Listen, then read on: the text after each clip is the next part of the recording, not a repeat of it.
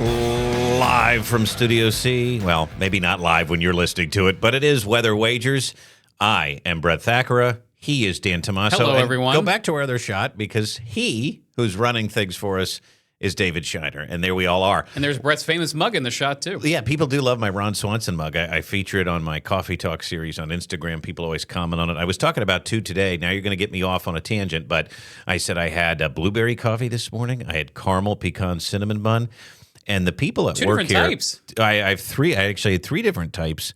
I had a Stroop waffle coffee this morning as well. My goodness. Let me tell you something. People at work here, there's a couple of dudes, and they make fun of me because they are regular Joes that like their Joe regular. I was going to say, it's mostly what I stick to. Occasionally I get exotic. And I have no problem with that, but I like flavored coffee, and I don't care who knows it. Well, so here's a question for you. Do you do the grounds or do you do the K-Cup? Well, I do the K-Cup, but listen, I don't mind ground coffee. We have that at home. We've got one of those machines that does both the pot and the pot. We do love our coffee. Wow. My wife loves iced coffee. I'm not a fan of iced coffee. That's mostly what I drink when I go out and get something. Coffee was not meant to be iced. It's coffee. But I don't dislike it, but that's what she lives Gives you a off little of. extra punch. That's what you live off of. Yep. I do know that. Well, you can find us, as always, here on Weather Wagers, and maybe you're listening to us while you're having a cup of coffee every week, Thursdays on ABC 27 News Plus. That's the primary app you can find us on, but we're everywhere, too. We're on YouTube, we're on Amazon, we're on Spotify, and we're on Apple, wherever you get your podcasts. So we actually have some breaking news now. Remember,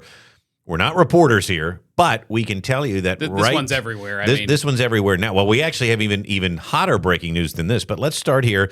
Jeff Stoutland is out. He's the Eagles' O-line coach. He's been there with the organization since how long? 13 years, 2013. 2013. He was one of the lone Chip holdovers. Chip Kelly, came in right after Andy Reid, and this was the best hire he made. I mean, clearly. Yes, and coaching the likes of Jason Kelsey, right? Lane Johnson, and Jordan Mailata, one of the biggest success stories in probably NFL history. Winning 2 Super Bowls with the organization, the first 2 Super Bowls, and all of a sudden in our Weather Wagers text thread yesterday or 2 days ago, Dave Shiner said, "Oh, Stoutland's out." And I kind of did a double take, and I had to look at this. There's been some buzz about this now for a couple of weeks that maybe this was what Adam Schefter was hinting at in an interview. All of a sudden, Adam Schefter, about a week or so ago, maybe 10 days ago, had this drop of news saying, listen, everyone, there's going to be bigger news to come out, and I'll probably be back to talk about it. But he didn't say what it was. Well, let's just talk about this. Jeff Stoutland, we've said, he's been there over a decade. He's won 2 Super Bowls. Just overall, your thoughts on his importance to the Eagles organization, which, again, we are fans, but, if one of our teams is running a crappy organization, we're gonna say it. The Eagles have been one of the best teams in the league since Jeffrey Lurie took over, from Andy Reid, top to bottom, all the way through. When they hired Chip and they found out it was a mistake, they fired him. Nick Sirianni probably on the hot seat, and we'll get into that in a second. But how important was Jeff Stoutland to the success of this franchise in the last 13 years? Yeah, I mean, he was the one relied upon feature, and it's rare in this current age of football that a coach can coach with so many staffs. I mean, he really was kind of the linchpin for the longest time, and you just kind of penciled him in. Now, I think maybe it was becoming time. 13 years is a long time. This was by far an anomaly this year, how bad the line was. I mean, they weren't good in run. They weren't good in pass pro. It just overall did not have a good feel to it. So I just kind of felt that maybe there would be change coming, and he's flirted with other opportunities. He had coached at Alabama. It was rumored a while ago that he'd go back. That didn't happen. Maybe that's the direction he goes in. Maybe he goes back to another pro team. There seems to be some information out there that maybe he's still under contract and can't get another opportunity because he left on his own. So that's interesting. He left on his own, though, because, again, I want to see this verified in some spots, but what we're hearing is that he wasn't being listened to within the organization. Well, and he had his title removed in the season. Patullo and Nick Sirianni sort of maybe shutting him out. We know that those two guys were buddies. The Eagles fandom, of course, vocalizing how much they hated Patullo. And now all of a sudden Stoutland's out. This doesn't seem like a good look, though, for a head coach that needs to revamp an offense. And if now he drove out a beloved figure, I mean, he's he's not going to win any of the fan base over going into next season, Dan, with a move like this. I mean, the dirty laundry may be coming out here. Maybe, but I also feel like something had to change. And there was speculation that this job, the offensive coordinator job, now they have Mannion from the Packers as their new offensive coordinator. It was hard to hire for because guys want to bring their own staff with them, and Stoutland had to be included in the staff. Well, so who is replacing Stoutland? So now we have the Green Bay offensive line and tight ends coach coming, who was under or working with Mannion in Green Bay, and apparently this man is an up and comer. I don't know anything about him, to be honest with you, but he's now coming to Philadelphia. So one piece happened where we find out Stoutland's not coming back, and now immediately we know why. Yeah, exactly. But I'm telling you, let me get the name of this guy because I did not recognize it. It seemed to me, though, that there's some dirty laundry here. I think that's reading into it too much. I really think it's change. I think it's change for change. Okay, well, but again, I'm not sure the fans are going to like Sean Mannion, I almost called him Scott Mannion. I'm glad I didn't. No, So he's the new Sean. offensive coordinator, Right. and it's Ryan Mahaffey from Green Bay, run game coordinator, tight ends coach. And according to Ian Rappaport on X, this is an impressive hire. Okay. Well, I do like Ian Rappaport. He knows his stuff. Yes, So when he said that, it got my attention. I like the OC hire. So I will say that if he says that, Well, I think that's impressive. Let's then. take a 30,000-foot view of this. If it wasn't Jeff Stoutland and it wasn't this legendary status, this makes sense that the offensive coordinator wants to bring in someone that knows the run game he wants to run and accomplish. I agree. I just think that, again, for Stoutland to leave on his own, maybe there was some infighting. Now, maybe, like you said, maybe it's not so much dirty laundry as it explains why things went sour this Correct. past year. We're going to find that out in time. But, of course, there's always dominoes. Let's show you the next image here if you're watching us. If you're listening, we'll tell you who this is. For those of you that may not know, this guy is a young, That's a great shot. hot, up-and-coming wide receivers coach. First at Iowa State, Noah Pauley. And they did have some NFL love with their wide receivers. Mm-hmm. Matt Campbell brings him to Penn State, which, let's be honest, the Penn State wide receiver room needed an overhaul, especially in the coaching department. And this now had every Penn State fan excited, not only from a recruiting standpoint, but Dan, you've got a veteran quarterback coming in. You need your wide receivers to have a young guy who can coach them up, who looks just like that. That image that we're showing right now, if you can't see it, if you're listening to us, he's jumping up in the air. He just, we've cited my buddy Rusty on this. You see coaches on the sideline that are just standing there. Coach.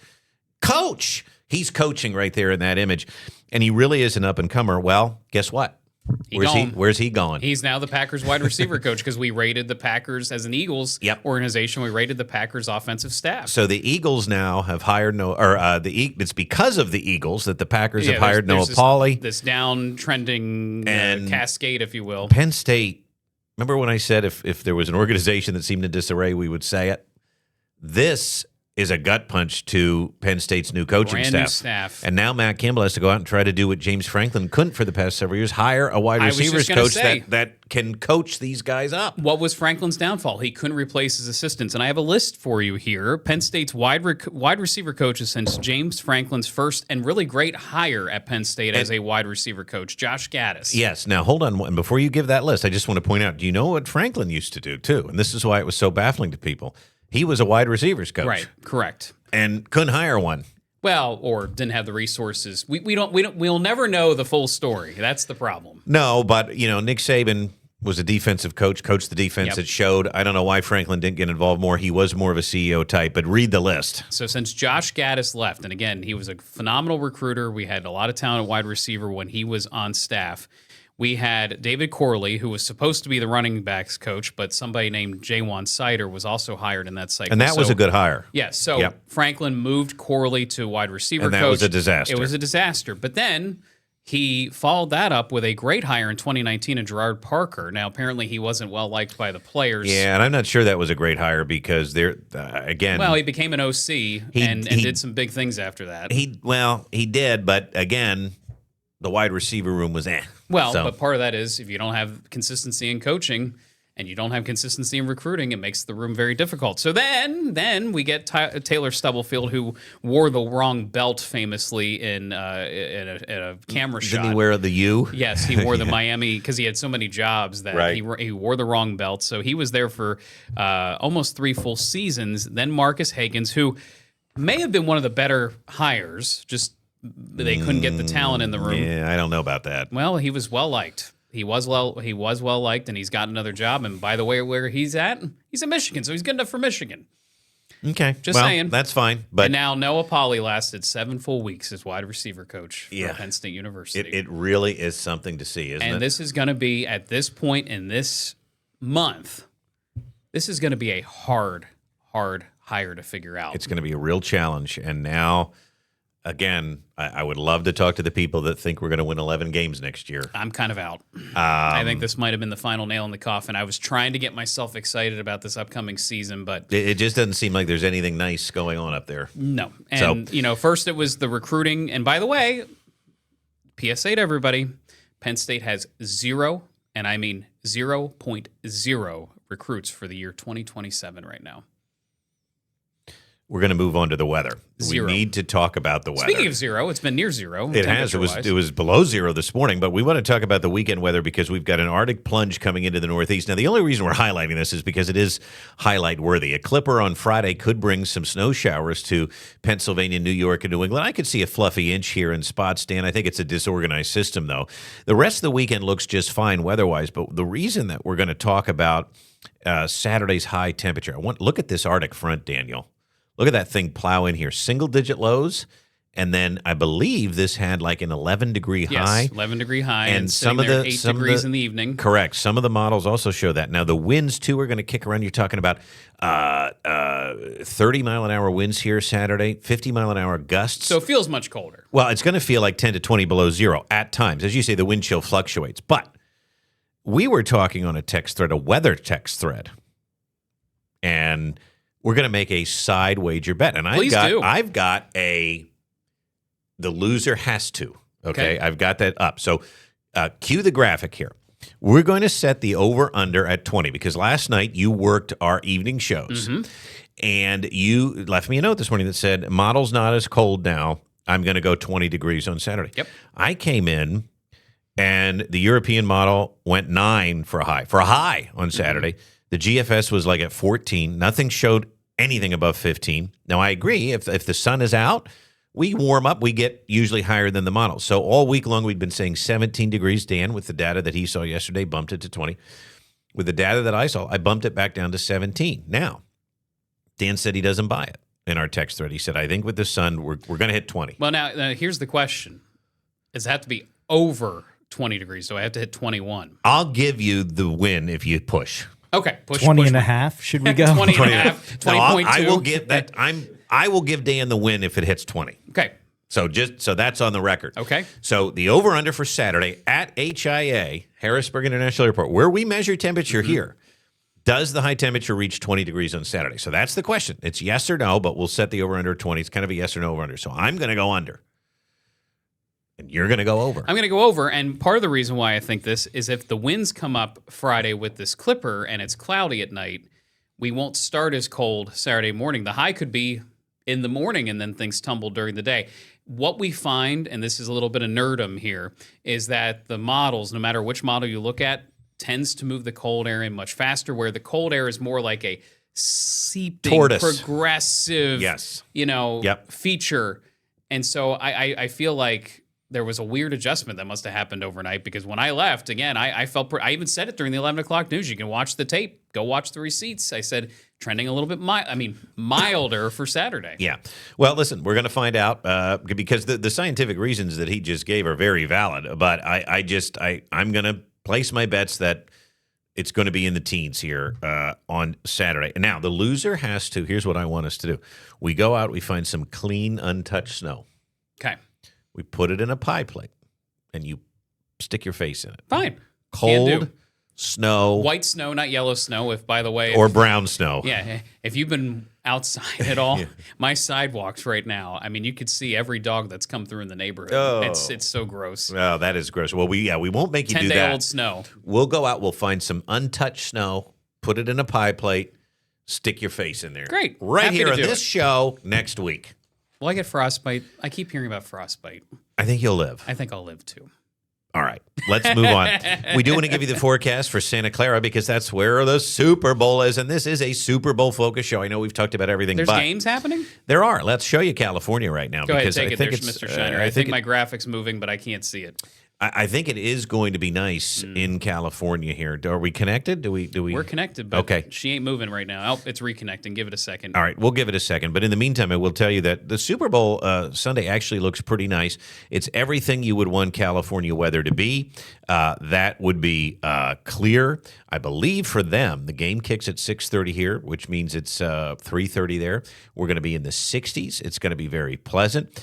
But for those of you that might know somebody, might be at the game. If they're flying out on Monday, there is a little storm system that's going to come in on shore there on the Pacific. I don't think it's going to do much other than bring some clouds, but I certainly think that the game itself looks great, and the NFL is going to get lucky here because I think It was a tighter call than you would think for California. By the way, speaking of California and the western U.S., they've been the total opposite of us. They've been warm. They've been dry. It's almost like they haven't had much of a winter. So it's very curious to me that we're out here kind of suffering in the cold and the snow, and temperatures are below freezing. Meanwhile, there's been very little snow in Denver. So as I type in the password here, I think we're going to be in good shape now.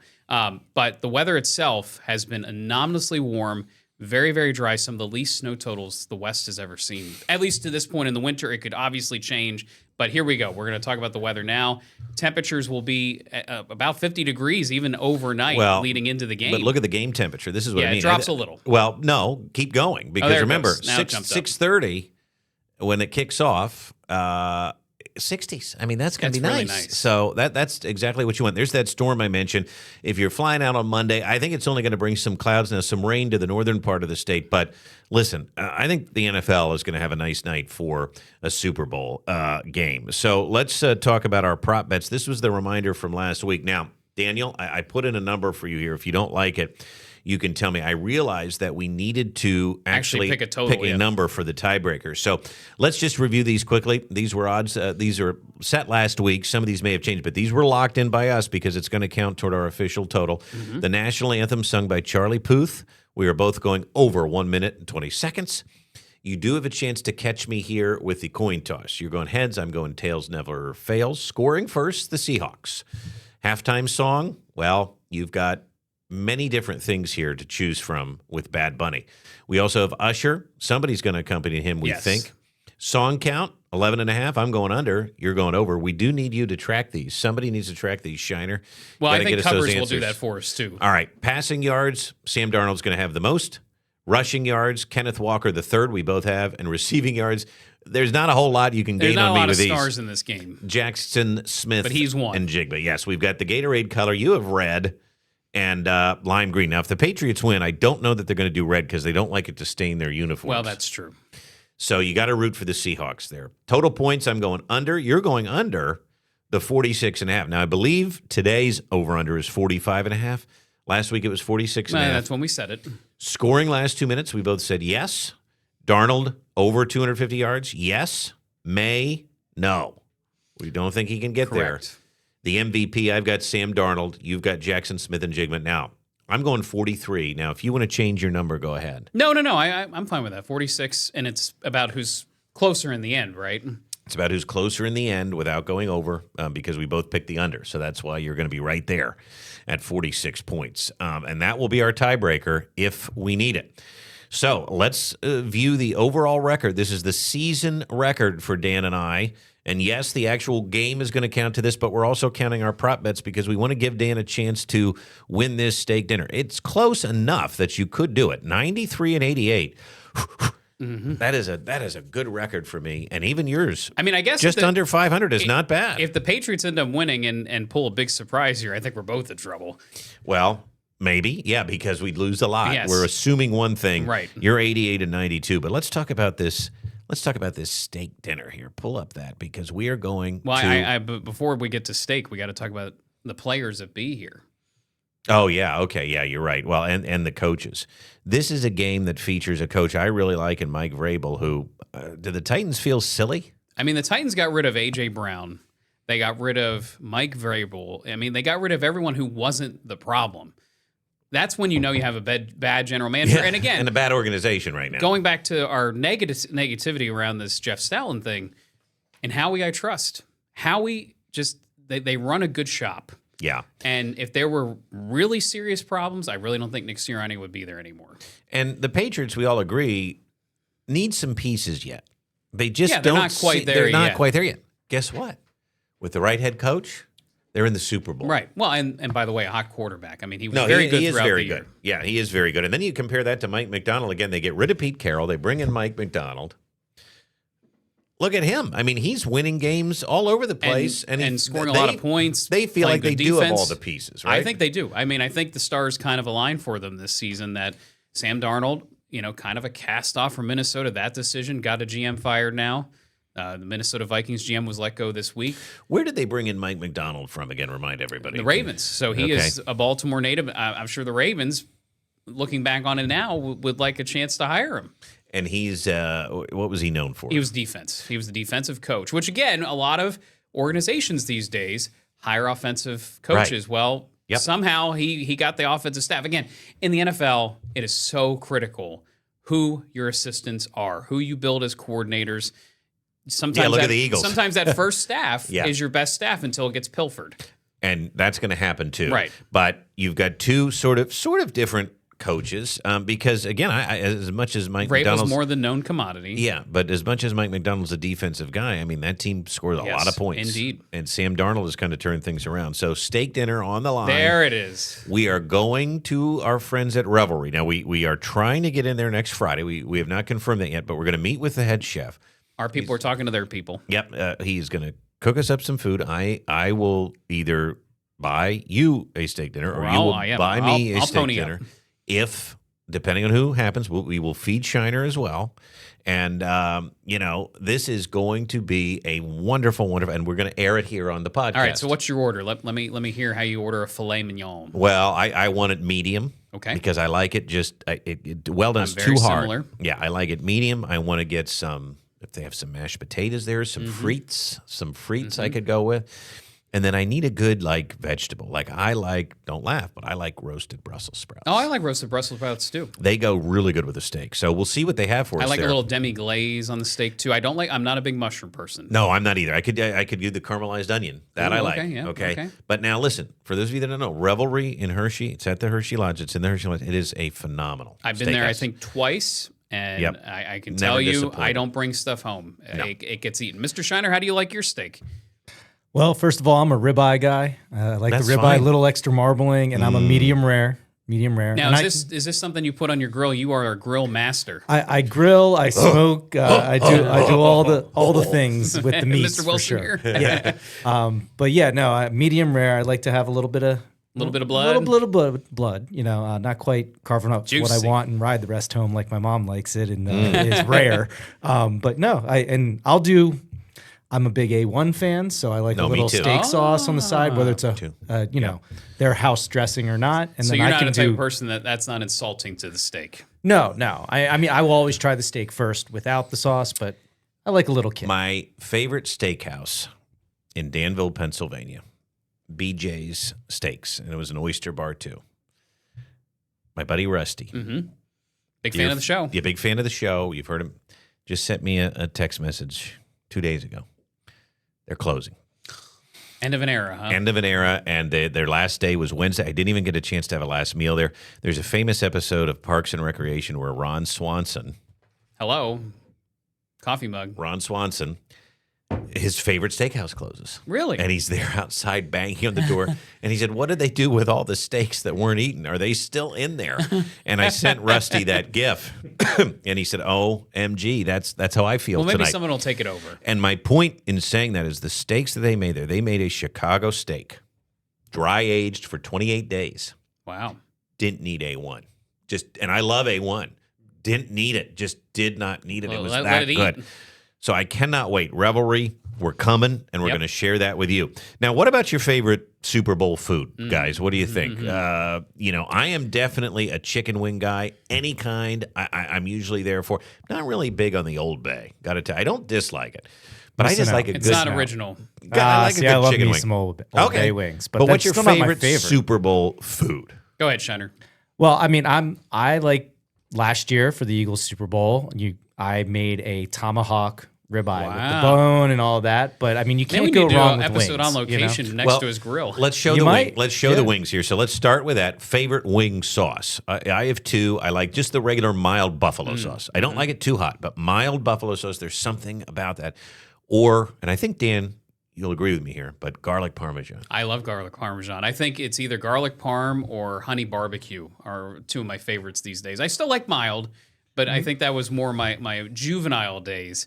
I like a little bit of sweetness and a kick at the same time. Very good. Shiner, favorite wing sauce. I'm going to give a throwback to one of my favorite watering holes back in the day, Kokomo's, which is not around, but they had a wing that was called the Coach's Special. Oh, I love this Coach's hot Special. garlic. So it's hot buffalo Yep. with chunks of minced garlic Yep. mixed in. Oh. It's my absolute favorite.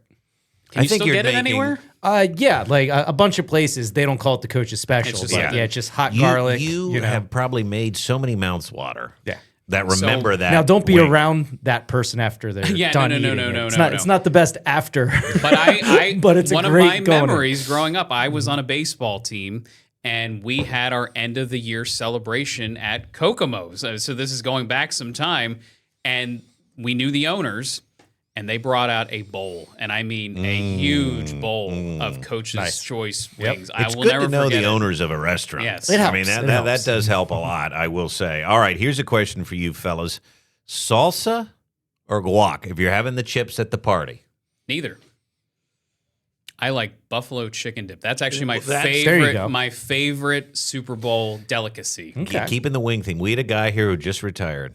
Shout out to Lars Johansson. Lars. Made the best buffalo chicken wing Yeah. dip I've Really? ever eaten. Oh, Oh, yeah. I never had it. Oh, Any Yes. station People were holding function, out on that me. was his Yep. staple to Well, bring it was, in. it was a staple Keeping dish. the theme of former employees, Taylor Toshef used to bring in buffalo chicken wing dip on Super Bowl Sundays because her and I always Yeah. ended up working it. And I'm sure you ate that right Yes, up. I did. And I share with Mark Hall too.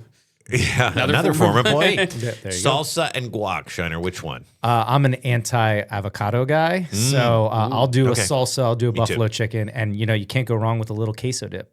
No, that's yeah, good queso, too. queso. Yep. Now, yep. when That's a you're- rare sight. When you're ordering in at home and you're watching the Super Bowl Yep, or yep. even you're at a party, how about, and let's click that picture here, pizza or something fancier? Oh, well, this picture shows a calzone. I love a or, calzone. That reminds me of George Costanza. Yeah, or like that roll up thing. Either one, I think I would take over pizza on the Super Bowl. Just to have something a little more special, right? Yes. Shiner? I think I'm more traditional pizza, although don't I do mind it, love yeah. a buffalo chicken pizza. So that's some people think that is blasphemy, but No, I I'll eat don't. all pizzas. When we're all basically. calling out Monday because we're ill. Yeah, well, why? there's But another story. I sense the theme here. We all like buffalo chicken Yes. because Yeah, that's there you been go. a theme here. I like pineapple on my pizza, and that is something that I know. That's gross. Yeah, No, people. I'll eat it. People and ham, but people get angry at that. I know. I get angry with bacon pizza sometimes. Oh, I 'cause like to me, bacon. it's a little too much. Yeah, no, I like bacon. My son and I like banana pepper rings and bacon. Wow. Oh, yeah, that's Combination, awesome. but that's That's a great pretty good, one. right? Boy, you got some iron skillets in your bellies. Well, without further ado, there's only one game of the week, so let's get to it. It is the game. Games of the week. All right, it is the Super Bowl. The end of the season is upon us. Seahawks, Patriots, 6:30 p.m. Dun, dun, dun, dun. NBC. Mike Tirico on the call, and then he flies right after the game. He flies to Italy to do the Olympics. I feel so bad for him. Chris Collinsworth and Melissa We're Stark. going to get the slide at the beginning. Maybe that should have been a prop. That bet. should have been I think it might be. Seahawks favored by 4.5. Not a total surprise. Now the number dropping on BetMGM to 45.5 for the I'm sure I over-under. understand that, but whatever. Is there? Let me start here because we're limited on time. People, every podcast has talked about the Super Yeah. Bowl. Is there any way the Patriots win this game? Sure. If Sam Darnold turns into a pumpkin, I could see it, but there's been no sign of that so far in the playoffs. I mean, he made mincemeat of pretty good defenses, including the Rams, who I thought the Rams would be their toughest test. The Patriots did not look very good in Denver against a good defense. So I think that was kind of the tip-off to me that I think this is going to be fairly one-sided. It may not be the most entertaining Super Bowl we've ever seen, but give me the Seahawks. Give me the over 4.5. Yeah, I'm going to take them too. I mean, again, like you said, if Sam Darnold has a bad outing, it's possible the Patriots I think it's a touchdown win. or two game. I agree. It's possible the Patriots have enough to do what keep it they've been close, doing to kind of squeak out these victories, but they're not playing a backup quarterback here like they did in the AFC Championship short of a game. pick six, short of a fumble, scooped score or something, I don't know. I think this is the Seahawks to lose. And then, by the way, then they're going to sell the franchise. So there's that. Are they? Yeah, they're going to be up for sale. That's the word, that the Seahawks franchise will be up for sale after the Super Bowl.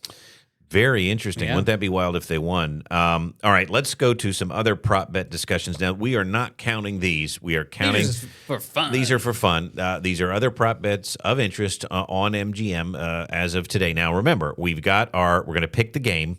So whoever, that counts toward the record. And then we've got all the prop bets we've talked about for the last 2 weeks. But let's talk about these. First team to score in the game. Obviously, Seattle's favored there, minus 125. But not big odds. Who do you like there? I like the Seahawks. I mean, again, unless for some reason something wonky happens, I think the Seahawks dominate this game from start to finish. Yeah, dominate may be a strong word. I do think the Patriots. No doubt. Yeah, I do think the Patriots could keep it close for a half, but the first TD score, these are the odds. The top odds are favoring Kenneth Walker III at plus 375. Jackson Smith and Jigba at plus 550. And then how about Stevenson, plus 850 there for the Patriots? Yeah. But you could take a flyer on that.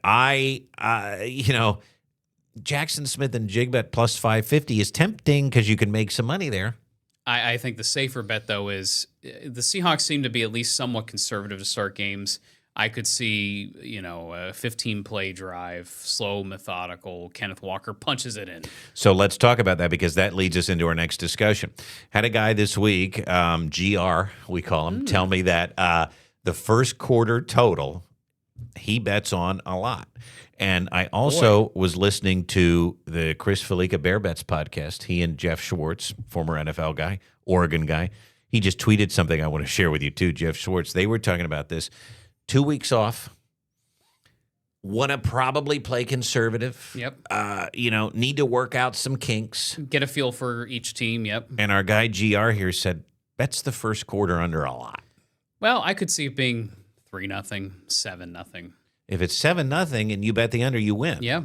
So that's very interesting. Smart bet. I mean, would you take that bet? I think I would take the under. Yeah, I don't for first see, quarter. I don't see it being a 14-7 first quarter. Let me just say that. That's Do what I you wanted. have that feeling? I do too, because all these guys made the same kind of point, and also as much as the Seahawks can score, again, these are not in my mind two high-scoring teams, and I think the Patriots' defense is the better unit.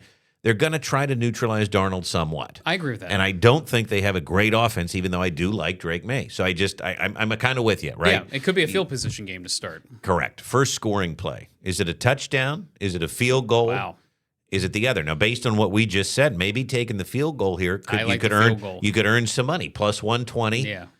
If the Seahawks get the ball and the Patriots defense is all over them, kick the field goal, there's your money there. I could Plus totally 120 is good. Not bad. Not right? bad. These are interesting. I've never really thought about, quarter by quarter, and then the in-game stuff is a whole different animal. I want to just go back to the Jeff Stoutland for a second, because this was something Jeff Schwartz just tweeted here. The Eagles removing run game responsibility from Stoutland is such a panic move, and it cost them the best OL coach in the business. Good work. I don't know. I'm not that concerned. They had him for 13 years. They got the best out of him. I think he was going to leave at some point soon anyway. But again, this guy's an NFLer. He knows stuff. I agree. It is not perhaps the best look. But if this was the way you had to get Mannion, then that's the way it was settled. I mean, I hate to keep it that simple, but if it was really a sticking point for these offensive coordinators to come in, and he's there, Jeff Stoutland, he's not your guy. You've never worked with him before. That also could lead to problems. Well, and what did we say about the Andy Reid era, the James Franklin era? Sometimes things get stale. And maybe just as great as he was, after 13 years, it was time. It was time. Yeah, the line, again, I can't emphasize this enough. The line was not good this year. They took a huge step back, and some of it could be injury-based. Look at Saquon Barkley's output. Right, and so you have one more year of Barkley. This is kind of the all-in year. You have Barkley. I think A.J. Brown will be back. I'm pretty confident in that. I mean, this is one more year of the band together. Right. So I think you got to try something else when it failed so poorly. All right, it is time for final picks. Final picks.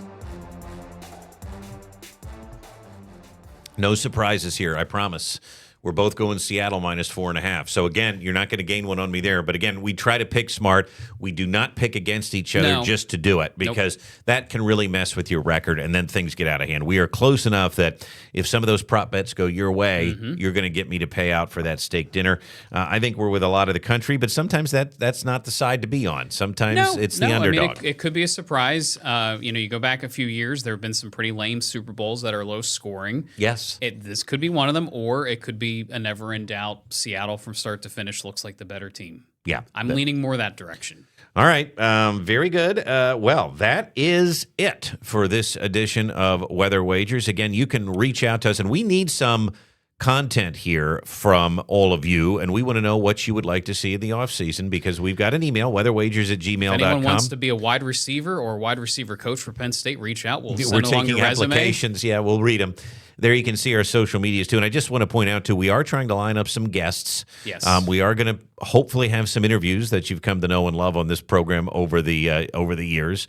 And I think we're going to talk baseball pretty soon, too, because we do have to talk about a lot of the Phillies moves. And, oh, my goodness, before you know it, they're going to be out spring training. You're going to hear the pops. You're going to hear the gloves popping. The snow melding. And that's what I'm looking forward to. It's always the rite of passage that you think of warmer weather. You think about sitting watching a game on a Sunday afternoon. Yep. Enjoying life. And by the way, there's still a lot of the baseball offseason yet to go. There are a lot of guys that are unsigned, and we just got one surprise yesterday.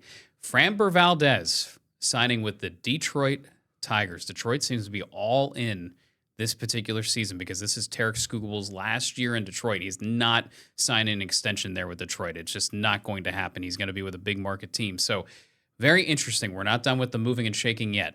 We're going to talk all about it. We will devote entire episodes to baseball coming up, but this is the Super Bowl, and we are excited for it. We hope you are too. For David Shiner, give a wave. We know he likes his buffalo chicken dip. For Dan Tomaso, I am Brett Thackeray, and we say Weather Wagers out. Enjoy the Super Bowl, everybody. See you next week.